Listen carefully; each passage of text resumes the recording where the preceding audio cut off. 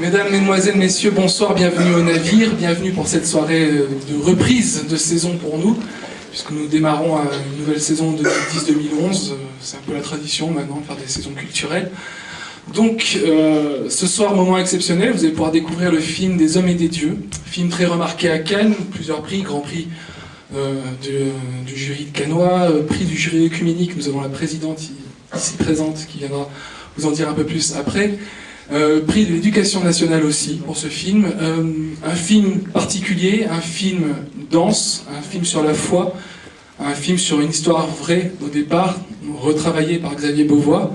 Je ne vais pas vous en dire plus sur ce long métrage qui a marqué des esprits à Cannes, où nous avons pu le voir, nous le découvrir, et qui, je sais, a marqué d'autres esprits présents. Cette séance ce soir vous est proposée en partenariat avec le diocèse de Valence et avec RCF, la radio juste à côté, pas très loin. Donc je suis très heureux qu'il soit présent ici ce soir et qu'il nous ait permis de porter ce film et de nous aider à porter ce film que nous avons eu la chance de voir donc, et d'apprécier, et qu'eux aussi, je le sais, ils vont le redécouvrir pour certains.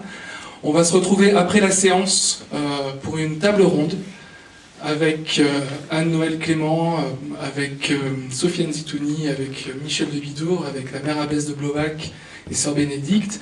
Ce débat sera présenté par Marc Dereux d'RCF. Donc je vous dis à tout à l'heure, on se retrouve après la séance. Pour information, il y a 2 moines d'Aiguebel qui sont parmi nous ce soir, qui ne connaissent pas encore le film, je crois bien, donc qui vont le découvrir avec vous. Donc à tout à l'heure, merci encore et bonne séance.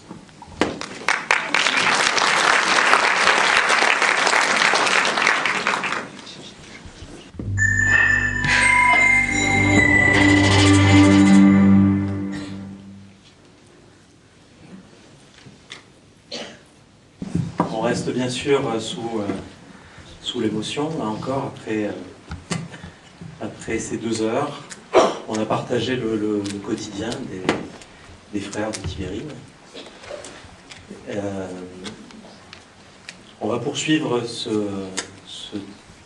cette table ronde, qui n'est pas si ronde que ça, avec les différents intervenants, et poursuivre ensemble, de cette manière aussi, peut-être ce temps particulier que nous avons vécu, et puis voir comment ce film, comment cette intensité de vie qui nous a été partagée, nous pouvons nous aussi transmettre un message, nous aider à transmettre aussi un message.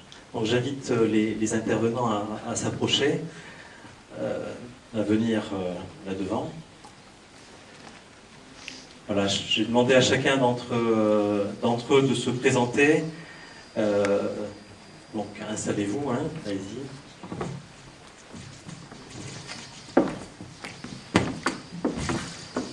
Voilà, chacun des intervenants a aussi une histoire peut-être particulière aussi avec Tibérine et avec ce film en particulier. Donc c'est l'occasion de partager cela ensemble, et puis après ce temps où chacun pourra aussi intervenir, ça sera aussi à votre tour d'intervenir, de réagir aussi par rapport à ce film, de poser aussi vos questions aux intervenants. Bonsoir, je m'appelle Anne-Noël Clément et je travaille maintenant depuis 8 ans sur les textes issus de Tibérine, et en particulier donc, sur les textes de Christian de Chergé. Les premiers textes en fait, qui me sont tombés sous la main, ce sont les textes de Frère Christophe. Et de voir comment cet homme a douté et finalement a accepté de donner sa vie, ce qui est très très bien vu dans le film, moi m'a beaucoup touchée. Les textes de Christian de Chergé, ce qui est bien aussi rendu dans le film, montre l'apport de la rencontre des religions et combien des chrétiens gagnent dans leur foi même à rencontrer des croyants de l'islam. Je trouve le film très vrai, je trouve le film criant de vérité. J'ai eu l'occasion de rencontrer frère Amédée Amidelt, je le trouve plus vrai que nature. Voilà. Bonsoir, je m'appelle Michèle de Bidour, j'enseigne à l'Université catholique de Lyon, j'enseigne en particulier le cinéma et c'est pourquoi j'ai eu la chance de présider le jury écuménique au Festival de Cannes. Et donc, vous l'avez vu, c'est au générique, le prix du jury écuménique a été accordé à ce film. Donc, il a joué un rôle central dans nos échanges. Le souvenir le plus marquant que je garderai de ce film au Festival de Cannes, c'est le silence extraordinaire qui a accueilli la projection. Quand le générique de fin s'est terminé, la salle était comme pétrifiée. Et pourtant, donc c'était la toute première projection, il n'avait jamais été vu auparavant, et c'était une projection de presse, donc qui était pour les différents jurys et pour les journalistes, les critiques, donc des gens qui sont un peu blasés, hein, j'ai envie de te dire, voilà, et qui ne se laissent pas émouvoir facilement. Et là, il y a vraiment eu un silence extraordinaire. Et après, les applaudissements. Voilà, donc pour moi, c'est vraiment un souvenir marquant. Bonsoir. Moniale cistercienne depuis 35 ans, mère abbesse depuis 12 ans. Et je n'ai pas connu personnellement aucun des frères, sauf en passant un chapitre général, frère Christian, qui, dit-on, s'intéressait très peu à toutes nos histoires canoniques, paraît-il. Voilà, un homme très dense, très intérieur en fait, ça se sentait tout de suite. Ce qui m'intéresse, alors deux aspects qui me touchent, beaucoup d'aspects me touchent, mais en tant que mère abbesse, donc chargée de la construction, de guider une communauté, je suis particulièrement sensible, ultra sensible aux témoignages des frères. Cette petite communauté dont dans l'ordre on entendait à peine parler avant le testament. Et ce qui a été décrit dans ce film, c'est-à-dire les 3 dernières années de leur vie, comment cette communauté, avec des tempéraments les plus divers, les plus personnels, les plus disparates, ont pu petit à petit, à travers tous les éléments qu'on a tellement bien vus dans le film, si humain et si divin à la fois, comme dit le titre, ils ont pu donner ce témoignage d'amour de Dieu et de l'amour de leurs frères et de frères universels. Alors ça me touche énormément, bien sûr.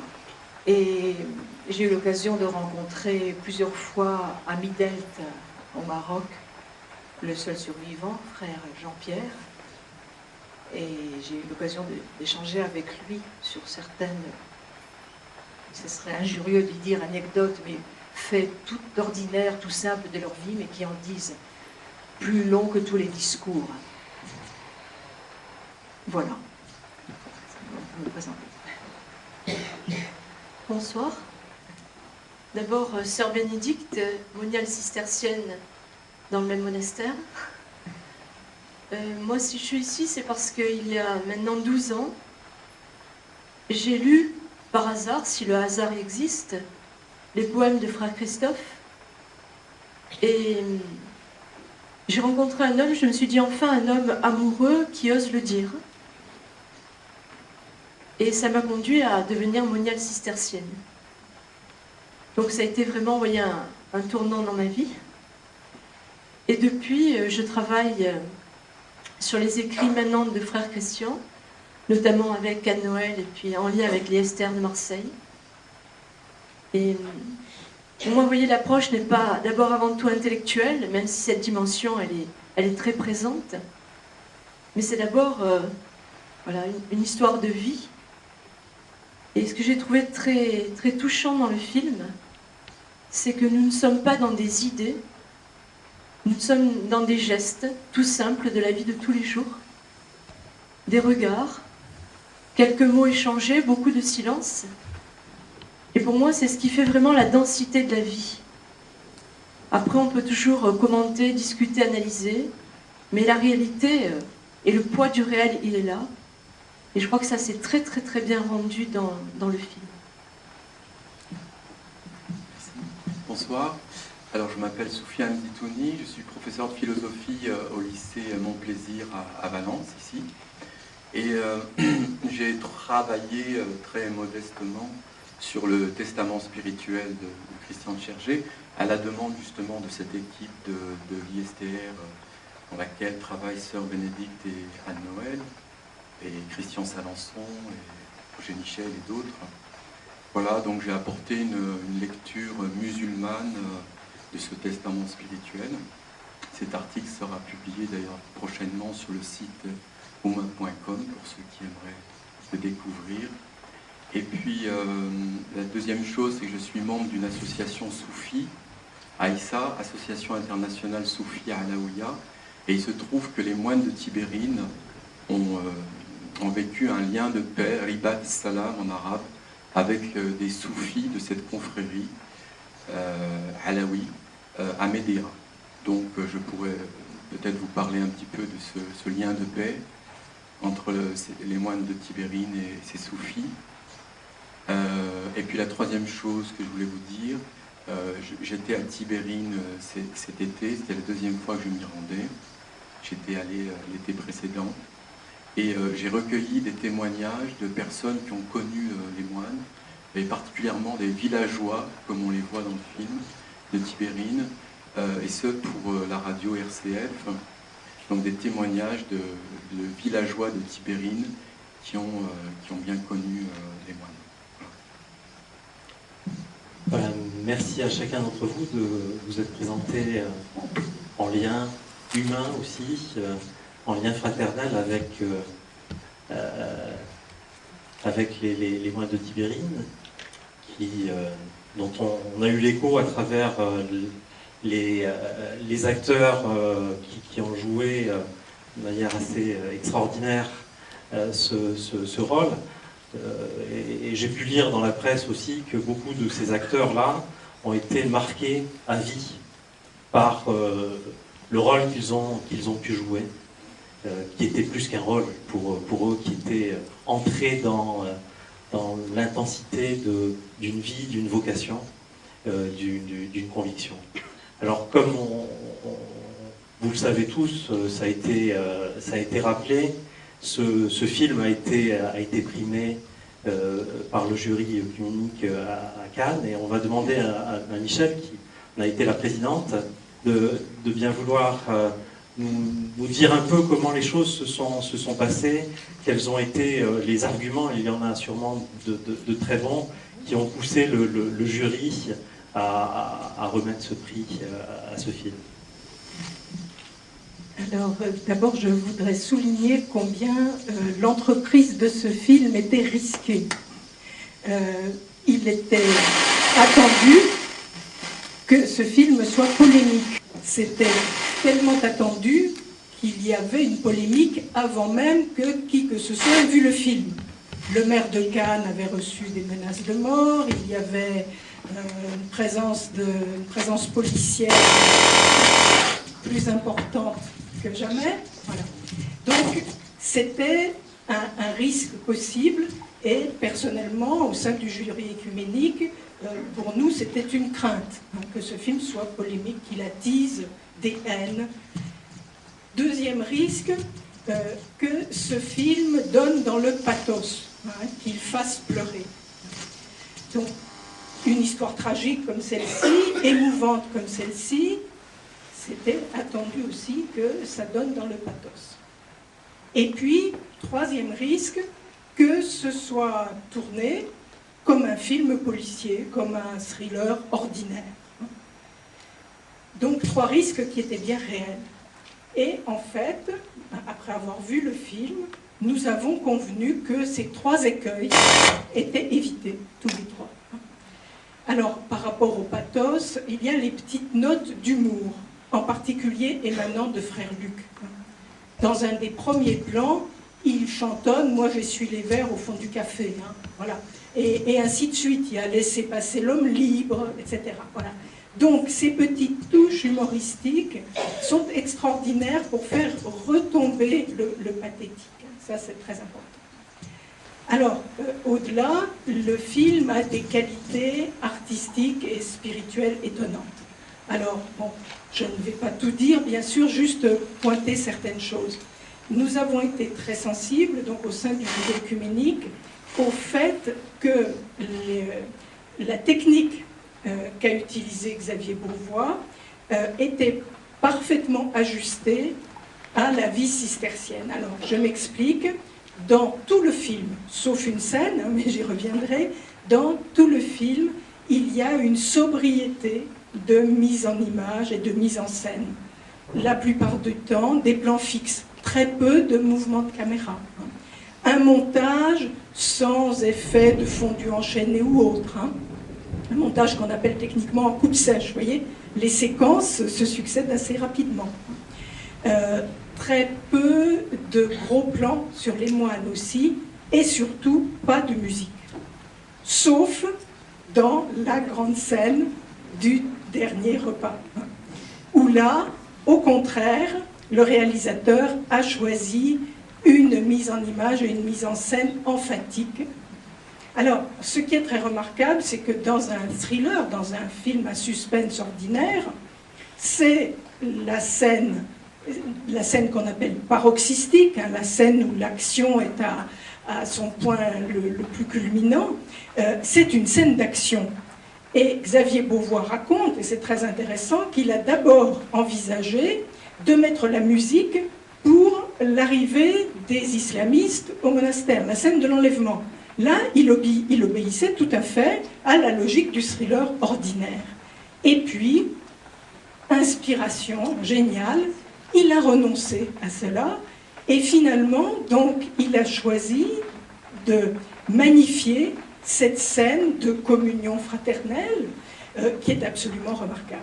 Et donc, ce film, pour moi, il est vraiment original parce qu'il est un thriller spirituel.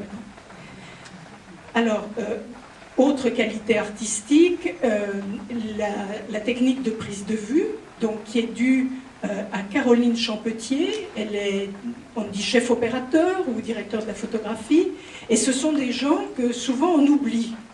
Quand un film marche bien, on parle beaucoup des acteurs, du réalisateur aussi, mais vous savez, le directeur de la photo, bon, il fait son travail, hein, alors qu'il joue un rôle très très important. Par exemple, Henri Alécan a été un directeur de la photo pour les films de Wim Wenders en particulier, qui a joué un rôle important. Donc là, je suis contente de pouvoir citer Caroline Champetier et insister sur le fait qu'un film, c'est toujours un travail d'équipe, hein, même si le metteur en scène est le chef d'équipe. Alors, le chef d'équipe donc, a décidé de tourner en cinémascope, de façon à magnifier les paysages, qui sont des paysages du Maroc et pas d'Algérie, mais enfin, c'est des paysages du Maghreb. Mais vous voyez, il a résisté à la tentation que lui offrait le cinémascope de faire un western, hein, parce que c'est ça le cinémascope souvent. Voilà. Donc on est toujours dans cette logique de thriller spirituel avec de très beaux plans, quelques plans qui sont même artistiques. Xavier Beauvois a fait des études d'histoire de l'art et il y a un plan du terroriste couché qui fait penser au Christ mort de Mantegna. Je ne sais pas si vous voyez un tableau qui montre à partir des pieds, hein, mais Xavier Beauvois ne s'y attarde pas. Il n'y a pas de complaisance, si vous voulez, dans l'esthétisme. Hein. Et il y a aussi un plan où on voit Frère Luc qui s'approche d'un tableau du Caravage, je crois que c'est un Saint-Sébastien, comme pour communier de plus près avec la sainteté. Voilà, donc il y a tout cet aspect artistique, mais qui n'est pas instrumentalisé. C'est en passant, et vraiment Xavier Beauvois a centré l'intérêt du film sur l'aventure spirituelle. Et c'est ça aussi, bien sûr, qui nous a beaucoup touchés dans le jury œcuménique. Et ce qu'on peut dire, enfin juste une chose, Xavier Beauvois a toujours été hanté par la mort. Hein, c'est quelqu'un qui est agnostique et le questionnement sur le sens de la vie que pose la mort l'a toujours travaillé. Dès son premier film, hein, l'issue était tragique. Ensuite, en 1996, il a eu le prix spécial à Cannes pour « N'oublie pas que tu vas mourir ». Donc vous voyez déjà, le titre même montre bien quelle est sa préoccupation majeure. Et donc, petit à petit, on a l'impression que ce questionnement sur la mort, il le creuse plus profond. Et là, avec ce film sur la mort tragique des moines, on a l'impression qu'il acquiert une certaine paix. Et il dit lui-même que ce tournage a été extraordinaire pour lui. Il dit c'est les 2 mois les plus beaux de ma vie. Et on sent vraiment, même si l'histoire est tragique, on sent une paix. C'est un film qui n'est pas du tout désespéré, hein. Au contraire, il est vraiment traversé par l'espérance chrétienne. Et donc ça, sincèrement, on a trouvé que c'était un exploit. Voilà, j'en dis pas plus parce qu'il y a beaucoup de choses à dire. Voilà. Vous avez remarqué aussi que ce film a reçu le prix de l'éducation nationale. On y reviendra peut-être tout à l'heure. En tout cas, ce film ne laisse, je pense, personne indifférent avec son parcours de vie, de là où il se trouve, du vécu que les uns et les autres nous avons. Quelque part, il nous rejoint, il nous interroge aussi. Et ce qui est important, c'est aussi quel message il nous transmet, quelle force il peut nous transmettre aussi. Alors, je vais demander à nos intervenants, justement, de là où ils se trouvent, à travers leur vécu aussi avec chacun d'entre eux, soit parce que faisant partie aussi de la même communauté, communauté cistercienne, soit ayant travaillé sur les ouvrages, soit ayant visité aussi les lieux. Qu'est-ce que ce film, comment il résonne en chacun de vous, comme message aussi à porter plus loin. Alors,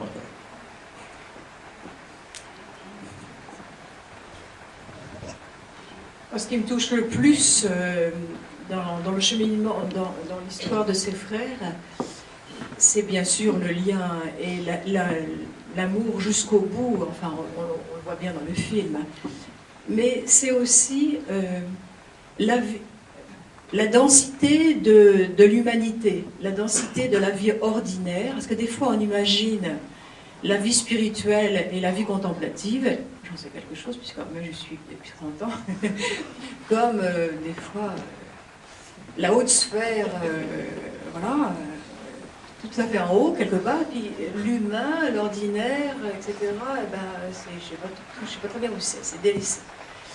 Et l'itinéraire des frères nous montre très très très bien que c'est dans l'épaisseur humaine, dans la vie ordinaire, dans les relations fraternelles, dans les relations d'ouverture avec les autres autour du monastère, que se passe l'essentiel du cheminement, d'un cheminement d'homme et d'un cheminement qui va vers la rencontre de Dieu. Aller à la rencontre de Dieu, aller à la rencontre des autres, c'est le même voyage.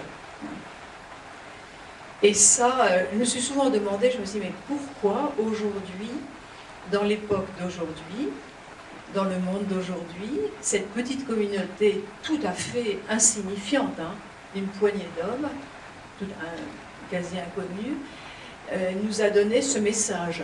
Alors, je parle dans notre ordre, mais c'est bien au-delà, puisqu'on constate avec ce film. Je crois que le message, il est autour de ça, je me dis. Et dans notre vie, ça me touche parce que dans notre vie toute simple d'un monastère, c'est le même enjeu. Là où nous sommes, on se coltine, vous savez, on s'imagine aussi que, et là on le voit bien, et j'apprécie cette vérité qu'il y a dans le film, parce qu'on s'imagine quelque chose d'idyllique, vous savez. Il n'y a pas trop de conflits, on ne se touche pas trop et tout ça, les bulles ne se touchent pas trop les unes par rapport aux autres. Alors je ne dis pas qu'on se cogne toute la journée, rassurez-vous, j'ai pas trop de bleu, j'ai pas trop de meufs, mais non, c'est pas ça quoi. Je crois que c'est la vie de tout être humain, avec ses difficultés, avec ses combats spirituels, avec ses...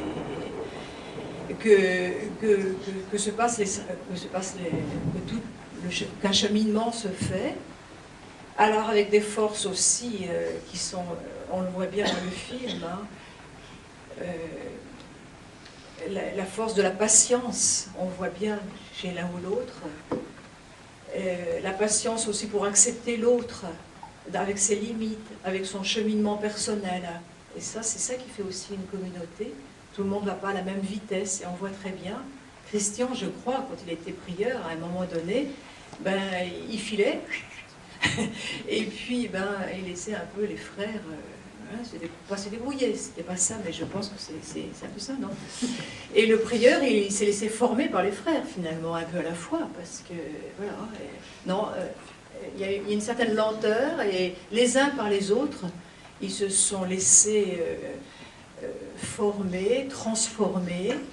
Et alors j'aime bien aussi, on voit bien dans le film, parce que ça c'est vraiment évidemment notre vie, c'est pas innocent les pièces de liturgie, avec le chant, la liturgie, qui tout à fait bien choisi, hein, mais qui permet ce cheminement d'une poignée d'hommes, quoi.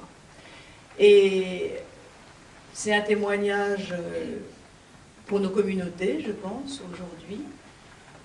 C'est un témoignage aussi pour tant de gens qui cherchent comment faire advenir un petit peu plus la paix, comment aussi défaire les liens de la violence, d'abord en nous-mêmes. Enfin, on voit beaucoup de choses, et on pourrait reprendre beaucoup de scènes comme ça. Et bien sûr que c'est assez... En quittant le film, j'avais ma première impression, d'abord j'avais absolument pas envie de parler, mais la deuxième c'était de dire intérieurement merci aux frères, quoi. Merci aux frères parce qu'ils sont à la fois petits et grands. Petits parce qu'ils sont chacun dans leur simplicité d'homme, dans leur vérité d'homme, et c'est la condition pour cheminer spirituellement et humainement et fraternellement, et grand parce que devant eux quand même on se sent tout petit, parce que voilà, on n'est pas encore arrivé, tout à fait, mais on avance.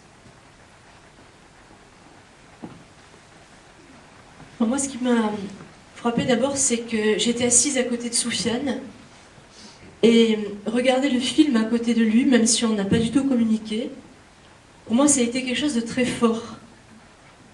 Parce que je me dis, bon, Tibérine, c'est aujourd'hui, ici, maintenant. Et pas simplement à quelques heures d'avion de chez nous. Et je crois, pour moi, ça, c'est un point très, très important, de se dire comment est-ce que nous pouvons vivre ce message au quotidien et le recevoir dans la simplicité, comme ça, des rencontres, des contacts. Bon, ça, c'est la première chose, et je remercie beaucoup Soufiane d'être là avec nous ce soir. Puis l'autre point peut-être qui m'a frappé dans le film, c'est de me dire que la foi en Dieu ne dispense pas de tout un cheminement humain. On voit ces hommes qui se posent des questions, qui s'interrogent, ils n'ont pas des réponses toutes faites, et ça je crois aussi ça fait exploser un certain nombre de clichés, comme si être croyant c'était avoir la réponse à tout. Non. Et là, on le voit très bien avec, au début, cette envie de partir, parce qu'en fait, ils ont la trouille. Et puis, petit à petit, parce qu'ils dialoguent, parce qu'ils se respectent les uns les autres, ils vont arriver à prendre une autre décision, et de manière unanime, mais pas du tout forcée, pas du tout artificielle. Et ça, je crois que dans nos vies, c'est quelque chose de très important, de respecter ce cheminement, éventuellement même les échecs, les impasses que nous pouvons rencontrer. Peut-être l'autre point aussi, c'est que ça s'est très bien rendu. La communauté de Tibérine ne peut pas se penser en dehors de son environnement et de cette amitié nouée avec les musulmans. Et peut-être que ces gens, nous les rencontrions dans la rue, on n'aurait peut-être pas envie de dialoguer avec eux. Et quand on lit les textes de Christian ou de Christophe, il ne faut jamais oublier qu'ils les écrivaient dans ce contexte-là. Pas pour être lus comme ça, de manière extraordinaire, de manière universitaire, mais dans ce contexte humain, de dialogue, d'amitié, avec des gens extrêmement simples, mais qui leur apportaient beaucoup. Et ça, c'est certainement aussi quelque chose de très, très riche dans l'expérience de Tibérine. Ce n'est pas aller vers les autres en leur apportant un certain nombre de choses, mais c'est se laisser aussi enseigner et déplacer par l'autre. Et je crois que les frères de Tibérine ont su se laisser déplacer, et ils peuvent encore largement nous déplacer. Et c'est ce que je souhaite à chacun d'entre nous ce soir, c'est de faire comme les rois mages, vous savez. Nous allons repartir, peut-être pas sur nos chameaux, on est un petit peu plus moderne, hein, mais j'espère vraiment pas par le même chemin. Merci. Pour commencer, j'ai envie de vous raconter une petite histoire par rapport au moine de Tibérine. Je disais qu'en 96, dans tous les journaux de la presse nationale, tous les journaux français, après l'enlèvement des moines, aux unes des journaux, il y avait écrit en gros le nom de Jamel Zitouni, le chef du GIA qui a enlevé les moines et qui les a assassinés. Or, il se trouve que mon nom de famille est Zitouni.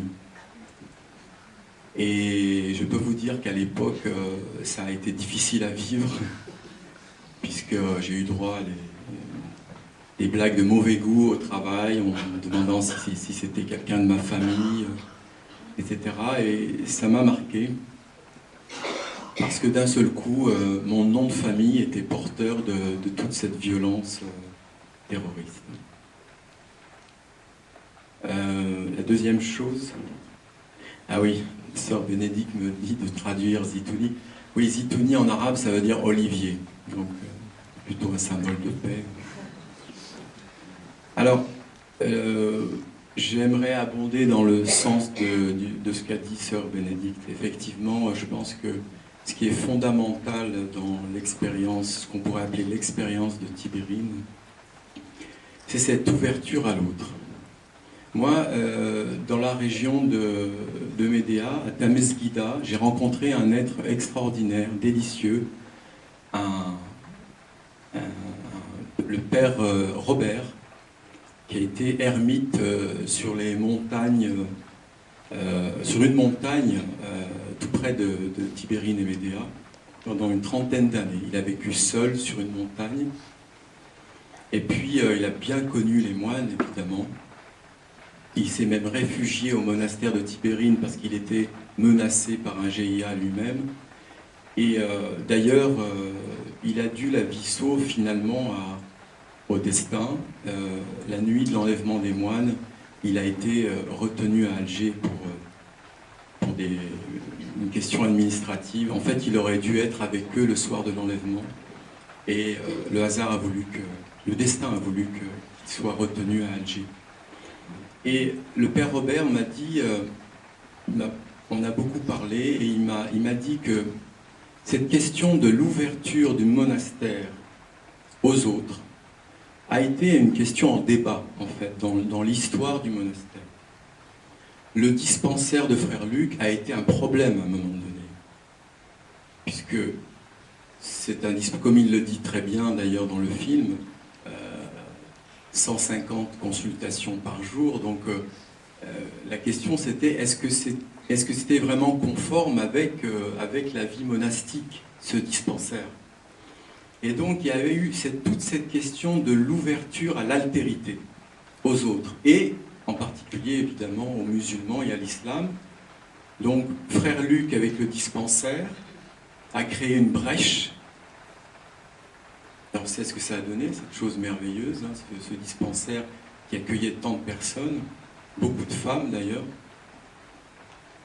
Et puis, il y a eu aussi le travail de Christian Tchergé, effectivement, et son approche de l'islam, et j'ai envie de dire sa fascination pour l'islam. On voit bien une scène où Christian est en train d'écrire un texte et il consulte le Coran.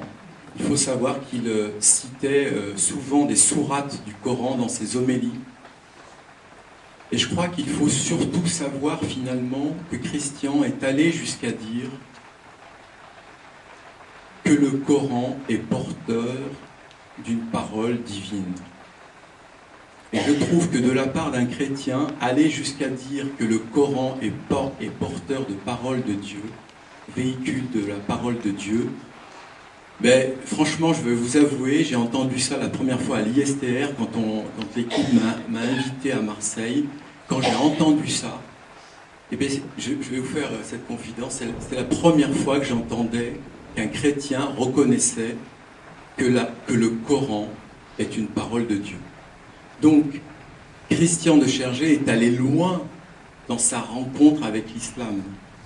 Il a été travaillé par le texte coranique. Et je terminerai mon propos, je vous ai parlé de la confrérie soufie Alaouia. Effectivement, il y a des frères soufis de Médéa, la ville qui est tout à côté de Tibérine, qui ont contacté les moines à la fin des années 70, je crois en 1979, à la demande de leur guide du Shir Bentounes, Khaled Bentounes. Il leur a dit « Rapprochez-vous de ces moines ». Ils ont écrit une lettre aux moines. Les moines, Christian de Chergé le premier, mais ils ont tous fini par accepter, ils ont accepté de rencontrer ces soufis. Et régulièrement, ils se rencontraient, non pas seulement pour faire du dialogue interreligieux, parce que c'est vrai que c'est une vraie question, hein, le dialogue interreligieux, qu'est-ce que ça signifie? Là, je pense que ça mérite qu'on se pose la question. Non pas seulement ça, mais aller jusqu'à prier le même Dieu. Et donc, il n'y avait pas cette cette distance respectueuse, il y avait cette envie d'aller en quelque sorte vers le même centre, vers la même source. Et je pense que Christian de Chergé, peut-être plus Christian de Chergé que les autres, mais finalement je pense que tous ont été embarqués dans cette aventure de rencontre avec l'islam et vraiment de rencontres extrêmement fraternelles. Voilà. Merci beaucoup. Anne-Noël. Je ne sais pas si je peux encore ajouter quelque chose. Vous avez déjà tout dit. Ce que je voulais dire, c'est la même chose que Soufiane, mais pris de l'autre côté. Et que si j'ai un message à faire passer, si je peux dire, ou à retenir en tout cas du film, c'est vraiment ce que vient de dire Soufiane, c'est l'idée d'un partage spirituel. C'est l'idée que, en tant que chrétien, on se doit d'approcher l'islam et les croyants de l'islam avec respect, que l'on peut partager, que l'on peut réellement vivre quelque chose de spirituel ensemble. Dans le film, on voit que les frères assistent à la fête de la circoncision de l'enfant au début, que Christian, effectivement, lit couramment le Coran et le cite et prie avec, médite en tout cas avec. Et je trouve que c'est un message aujourd'hui très très important. Non seulement le respect des autres croyants, mais le partage avec des croyants d'autres religions.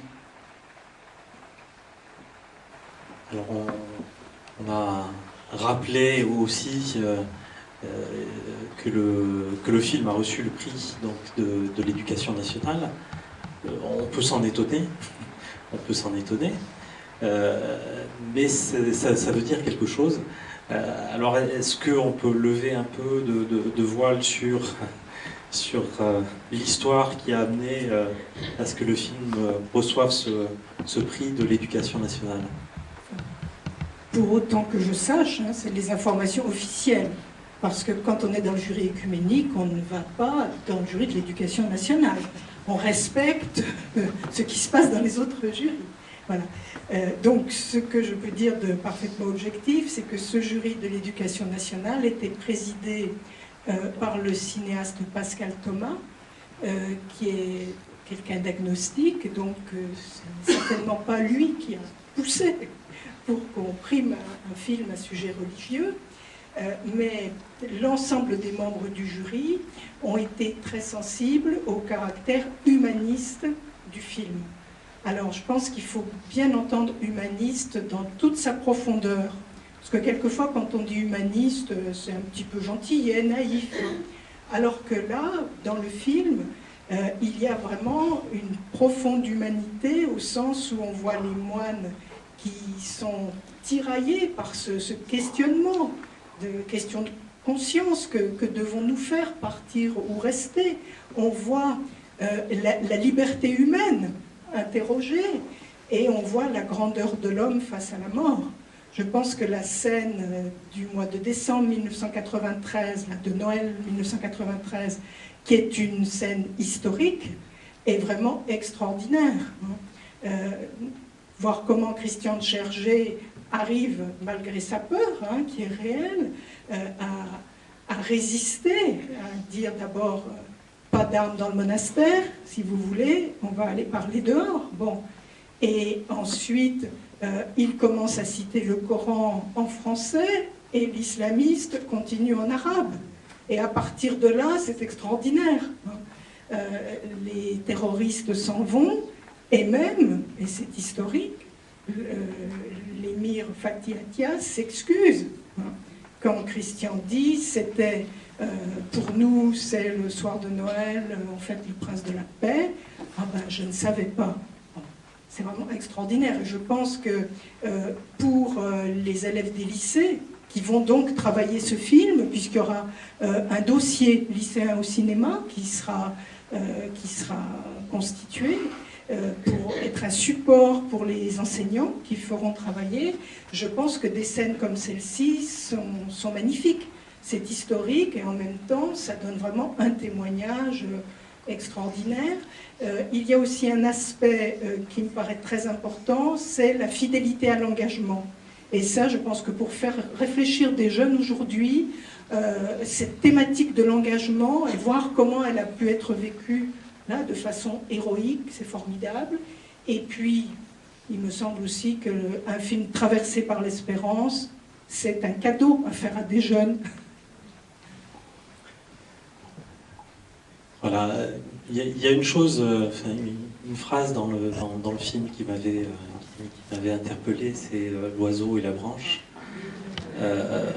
et qui quelque part aussi résume assez ce que vous avez partagé, c'est-à-dire cette humanité à la fois pétrie de doute, de peur, et en même temps enracinée dans des convictions, dans des valeurs fortes.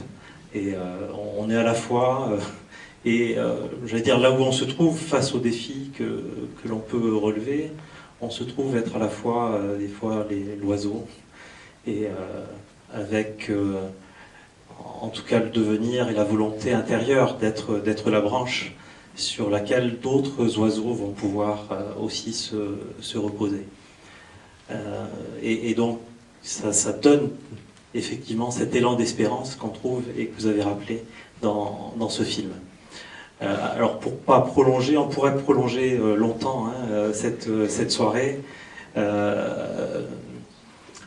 mais maintenant vous laissez la possibilité d'intervenir. Il va y avoir un micro qui pourra se balader, puis je passerai le mien aux différents intervenants. Donc merci de lever suffisamment haut votre main si vous voulez intervenir, merci. De vous lever à votre place pour parler au micro, s'il vous plaît. Bonsoir. Est-ce que l'un d'entre vous connaît la raison pourquoi Xavier Beauvois a réalisé ce film? Qu'est-ce qui a donné le déclic? Alors, j'ai eu la chance d'aller à Paris la semaine dernière pour participer au débat organisé par le journal La Croix. Donc participer à ce débat les acteurs et Étienne Comard, le scénariste. Donc à l'origine, c'est Étienne Comard qui, questionné, taraudé par la question de la mort, il venait de perdre ses parents, il a donc eu envie d'écrire cette histoire, de raconter l'histoire des moines de Tibérine. Donc il a écrit un texte dont il souhaitait que ça devienne un scénario. Ce texte, il l'a transmis à Xavier Beauvois, qu'il connaissait très peu, mais d'après ce qu'il savait de lui, d'après les films qu'il avait vus de lui, il pensait que ça pouvait l'intéresser, sans lui dire que c'était lui, Étienne Comard, dont le métier jusqu'à maintenant était d'être producteur, sans lui dire que c'était lui l'auteur de ce texte. Voilà. Donc Xavier Beauvois a lu le texte, il dit que ça l'a rejoint à un moment de sa vie où les questions existentielles devenaient très importantes, et ça tombait bien en quelque sorte. Et à ce moment-là, il lui a dit bah oui, ça m'intéresse bien, mais il faudrait le retravailler. Donc Étienne Comard a dit c'est moi qui l'ai écrit, donc si vous voulez, on va le travailler ensemble. Donc le scénario est d'Étienne Comard et les dialogues sont le fruit d'une collaboration entre Étienne Comard et Xavier Beauvois. Merci pour ces précisions importantes. Est-ce que il y a une autre personne qui veut intervenir? Oui.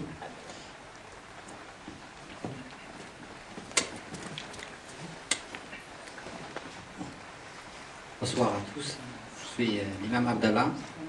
Donc j'ai eu la chance de participer à un voyage organisé en 2007, présidé par monseigneur Barbarin et Asdingassi à Tibérine. C'est un voyage qui était pour nous très très important et qui a vraiment participé à mon engagement dans le dialogue islamo-chrétien.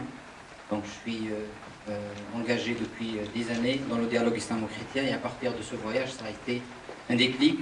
Je suis un peu mon engagement est un peu le fruit des moines de Tibérine. Donc c'est un voyage qui a comme signe le pardon et la fraternité. En tant que musulman, en tant d'origine algérienne et français, donc on était sur place pour aussi demander pardon et représenter un peu cette Algérie qui n'a pas réussi à préserver des vies humaines, des gens de paix, des gens qui sont là uniquement pour être utiles pour les musulmans, leurs frères musulmans qui sont leurs voisins.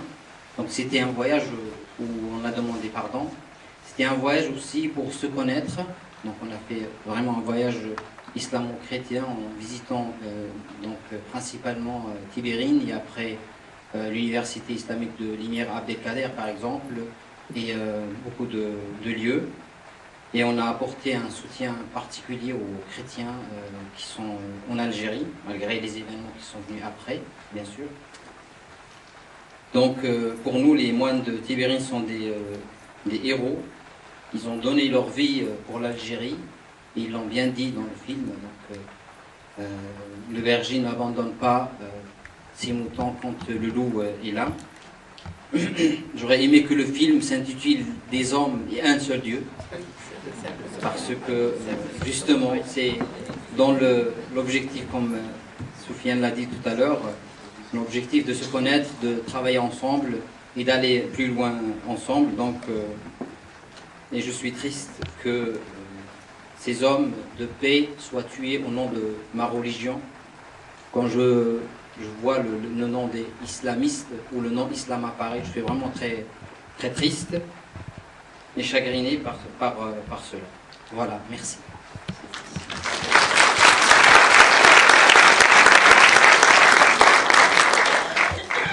Voilà, merci beaucoup pour ce témoignage. Une autre personne veut intervenir là-bas.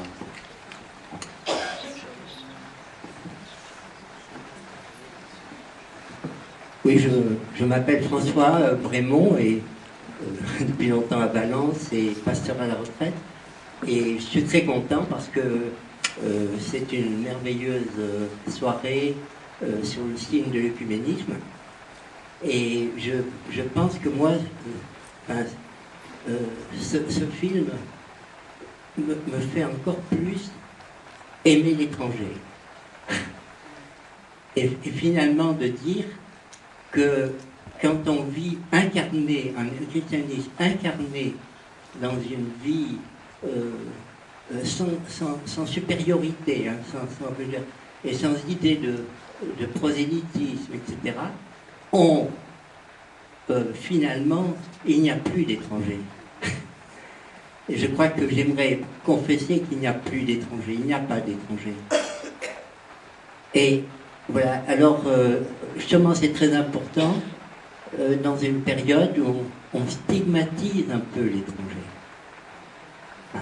Et il faut vraiment veiller nous-mêmes justement à donner ce témoignage, et des témoignages qui sont extraordinaires d'un christianisme incarné et non pas désincarné, comme parfois il l'est, incarné vraiment dans la réalité de notre monde et dans l'humilité. Parce que moi, ce qui m'a frappé aussi, c'est cette scène de célébrer Noël.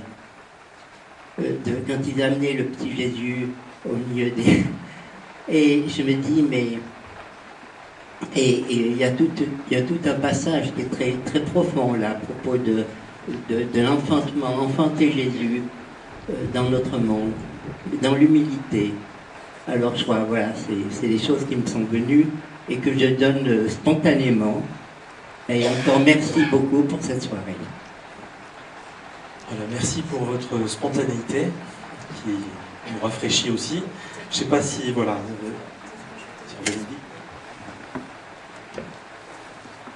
Peut-être juste en écho avec ce que vous venez de dire, c'est vrai que particulièrement dans les écrits de Christian de Chergé, cette notion d'incarnation est extrêmement présente. Et donc ce geste effectivement qui peut faire sourire de déposer l'enfant Jésus dans la crèche, en fait est très profond par rapport à tout ce que les moines ont voulu vivre, dire l'incarnation jusqu'au bout de l'amour. Et Christian revient toujours sur cette idée, cette réalité de la naissance du Christ en nous. Il dit « Tout homme est un Christ en gestation ». Alors, je ne vais pas développer, mais c'est vraiment un des axes forts de sa pensée. Enfin, je ne pense pas que Anne-Noël me contredise. Peut-être elle veut rajouter quelque chose dans ce sens-là. Oui. Non. Elle a déjà tout dit. En fait, je pensais que Sœur Bénédicte allait parler plutôt de la fraternité et qu'elle me laisserait parler de l'incarnation. Mais elle a parlé de l'incarnation, alors maintenant je vais être obligée de parler de la fraternité. Ça correspond à nos travaux respectifs. Voilà. Donc, je ne sais pas si vous avez entendu ce que Sœur Bénédicte a dit. Dans nos travaux respectifs, moi j'ai plutôt travaillé sur l'incarnation et sur l'espérance. Et Sœur Bénédicte a beaucoup travaillé sur la fraternité. C'est pas une chasse gardée, si j'ai compris. Non, c'est pas une chasse gardée. voilà, on a eu une belle leçon d'ailleurs dans le film sur l'incarnation par Christian. Voilà. Oui.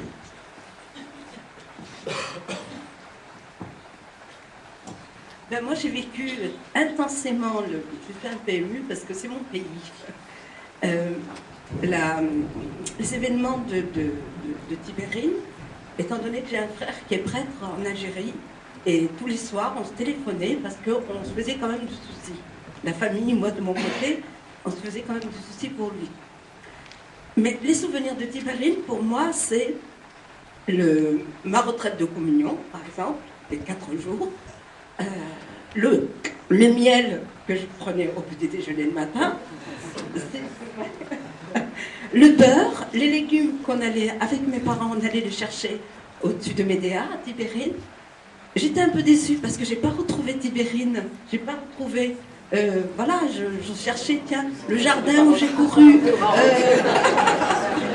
Non, mais c'est vrai, non, mais pour moi, c'est une émotion pour moi aujourd'hui. Voilà, je tenais à le dire. Voilà. Merci. Et en fait, le père Amédée que j'ai rencontré après à Aiguebelle, bon, c'est vrai qu'on a été le voir après avec mon frère qui était venu d'Algérie. Il ne s'était pas caché sous le lit, hein? Non. Voilà. Voilà, merci d'avoir partagé un peu de votre émotion, souvenir aussi. Voilà. Est-ce qu'une autre et dernière intervention dans ce cas? Oui.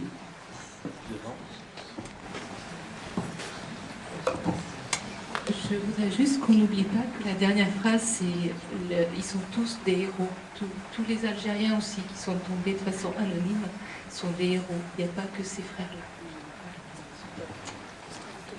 Voilà, merci de ce rappel qui peut résonner comme une sorte d'envoi aussi pour nous tous. Mais peut-être que nos intervenants aimeraient juste dire,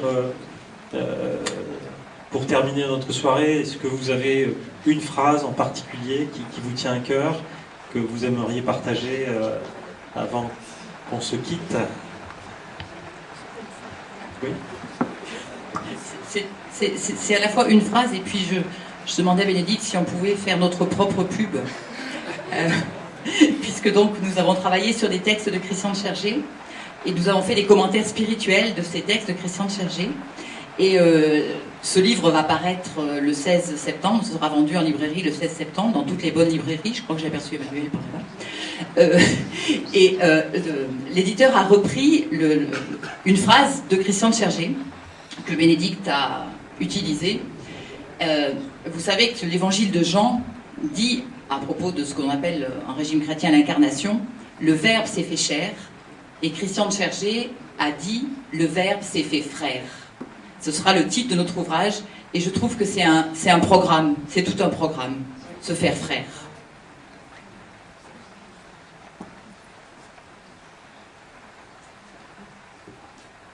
Je veux dire quelque chose, citer en fait la référence à un texte, je crois que le seul texte que Xavier Beauvois a écrit en 1996, il a écrit un texte dans la NRF, la Nouvelle Revue Française, dont le titre est « Changer le monde ». Et ce texte est très intéressant, à ce moment-là, donc il était très jeune, et il disait qu'en faisant des films, il espérait quelque peu changer le monde, arriver à changer le monde. C'est vrai que le pouvoir du metteur en scène, il disait le metteur en scène, c'est un peu comme un dieu. Il crée, voilà. Et donc, c'était son objectif. Et en même temps, il doutait du résultat. Il disait, si je n'arrive pas à changer un peu le monde avec les films, eh ben, j'essaierai de passer à autre chose. Et là, donc, maintenant, ces jours derniers, il a dit, les moines de Tibérine m'ont donné confiance qu'on peut changer un petit peu le monde. Et ça, je trouve extraordinaire que ce soit le message de Tibérine pour le réalisateur, que ça lui ait donné de l'espérance alors qu'il est agnostique. Voilà, un mot que je retiendrai aussi, parce que je crois que Christian en a beaucoup parlé, c'est la joie. Il y a eu pas mal de chapitres sur la joie. Et quand on sait tout le contexte qu'ils ont vécu, où quand même, c'était sûrement, il fallait lutter, j'imagine, au quotidien et pendant les dernières années, ils ont réussi à être semeurs de joie, malgré la vie difficile qu'ils ont menée. Donc c'est aussi un message, je trouve, qu'on peut entendre aussi aujourd'hui de leur part.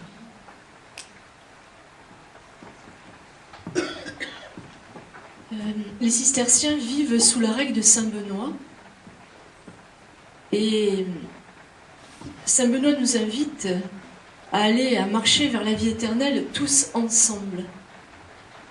Et c'est peut-être ce qui est un point fort du film, c'est ce tous ensemble. Vous savez, souvent on dit tel saint est arrivé à être saint, mais il avait un prieur exécrable, des frères qui étaient insupportables, enfin, j'en passe. Et là, c'est l'inverse. C'est-à-dire, ce sont des hommes avec un caractère bien trempé, ce ne sont pas des enfants de cœur. Et ils vont cheminer vraiment ensemble, avec leur tempérament, avec leurs différences, avec leurs failles, avec leurs richesses. Et je crois que c'est vraiment un appel pour nous d'essayer de faire quelque chose ensemble et pas chacun pour soi dans notre coin. Et je crois que ce soir, c'est une belle illustration de ça, puisque nous devrions être, nous, dans notre monastère, nous sommes cloîtrés. Mais si nous sommes là, je crois que c'est vraiment parce que il y a un appel de l'esprit, véritablement, à travers ce qu'ont vécu nos frères. Et il y a une urgence dans le monde. Sainte Thérèse d'Avila disait ça à son époque, hein. Le monde est en feu, et elle parlait d'urgence. Alors je me dis, si elle revenait aujourd'hui, je ne sais pas quelle expression elle emploierait, peut-être la même. C'est quelque chose qui m'habite personnellement. Et une des clés, c'est ensemble. il y a une formule de Christian Tchergé que j'aimerais partager avec vous dans son testament spirituel. Il dit, je pense que c'est très très important à entendre tous les mots de cette phrase: ma vie est donnée à Dieu et à ce pays, l'Algérie, à l'Algérie. Donc j'aimerais qu'on ait une pensée pour ce pays, l'Algérie, qui a été extrêmement meurtri par cette guerre civile. J'ai rencontré des victimes du terrorisme. Cet été encore, une jeune femme de 30 ans, Myriam, dont la maman a été assassinée à un faux barrage dont il est question dans le film. Asdine, dont le papa a été assassiné devant la maison, devant sa femme qui était enceinte, etc., etc. Donc, les Algériens ont été extrêmement meurtris par cette guerre, et n'oublions pas, surtout, cette phrase de Christian Tchergé: je donne ma vie à Dieu et à l'Algérie. N'oublions pas aussi que Christian Tchergé a vécu enfant en Algérie. Il y a toute une histoire qu'il faut découvrir, et Christian Salançon, dans son livre Théologie de l'espérance, le raconte très bien, le dit très bien. Ensuite, dans les années 50, il était officier de l'armée française pendant la guerre d'Algérie, et il a été sauvé par un Algérien qui s'appelait Mohamed, lequel Mohamed a été assassiné ensuite par les Moudjahidines. Mais j'ajoute aussitôt que frère Luc a soigné des Moudjahidines pendant la guerre d'Algérie. Donc, pensons aussi à l'Algérie, parce que je crois qu'il y a quelque chose à comprendre aussi dans l'expérience de Tibérine par rapport à ce pays en particulier. Je pense que de là où ils sont, ils aimeraient bien qu'on pense à ce pays. Merci.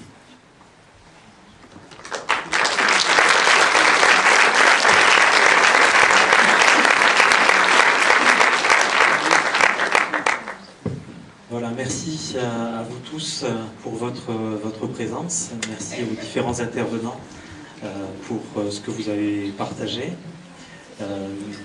Merci à Cyril. Merci à Cyril et au navire d'avoir accueilli, au diocèse aussi catholique de Valence d'avoir organisé cette avant-première, à RCF aussi. Voilà, bonne nuit, en tout cas pas bonne soirée mais bonne nuit, puisque la nuit est déjà bien avancée. Voilà, et à une prochaine rencontre ici.